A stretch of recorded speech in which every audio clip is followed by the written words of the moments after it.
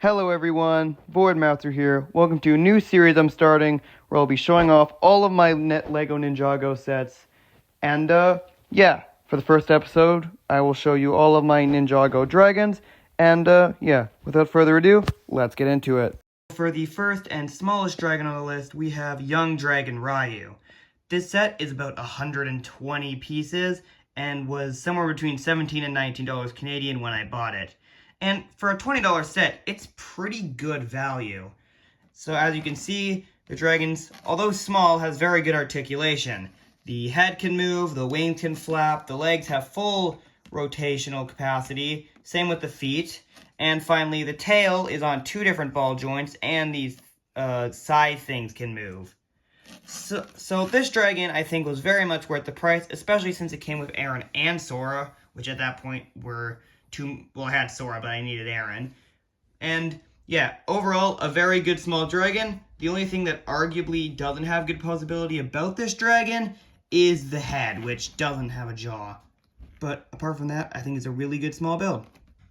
Next on our list, we got Kai's Source Dragon from one of the 4+ sets.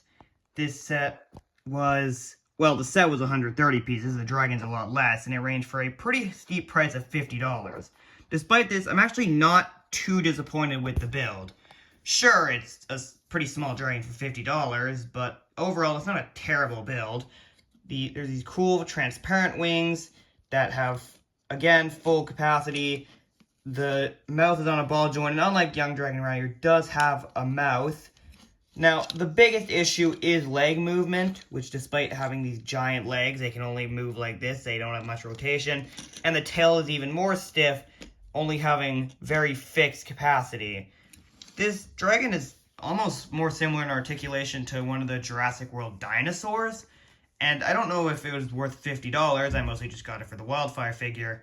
But overall, it's an alright little dragon. Probably my least favorite, though. Third on the list, and actually my first Ninjago Lego set of 2024, we have Nia's Water Dragon Evolution. Now, this set does hold a special place in my heart since it was the first ever Ninjago set I'd gotten since probably 2019. But overall, as a dragon, I think it's just alright.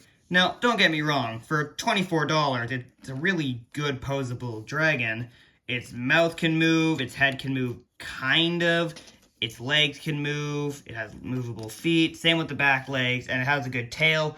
But overall, it's nothing too special. The jaw has this weird thing that they do where it can, like, do this weird face.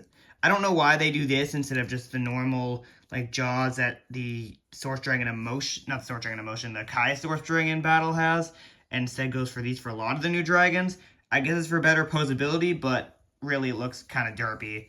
And yeah. But overall, this set has a special place in my heart. Good set, good posability, no real complaints. So, yeah, middle of the list and a pretty middle of the line set. Now, for our fourth dragon, we have Cole's Earth Dragon Evo. Yeah, I have two of the Evo dragons.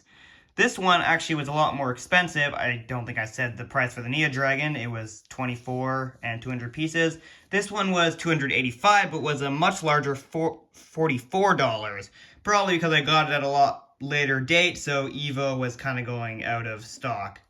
But anyways, not really that much different from Nia's Dragon when it comes to overall stuff. Same jaw, same rough structure, same leg movement, although actually the leg movement's a bit more hampered because of these big shoulders.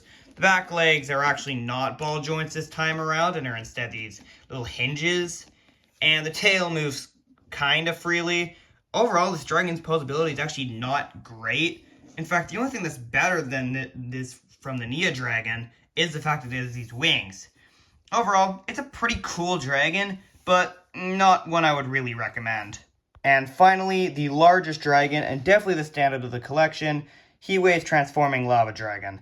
Now, I'm not going to get into the transforming parts of this dragon, because I think they're kind of boring, but yeah, as a dragon, it's pretty nice. It has alright articulation, the neck can move on a hinge, the head's on a ball joint, there's these little hinges to keep the legs connected, and the feet are on ball joints, and finally the tail's on a ball joint. Now, this dragon isn't that great for posability, it's nothing too special, but for a 520 set for $52 Canadian, it was a pretty good price. It wasn't just this set, mind you. There's also a little Imperium ship in it, but I'm just showing the dragon. And overall, it's a really nice looking dragon, with the sole exception of that weird hole on the tail. So, yeah. So, those are all of my dragons as of February 2025.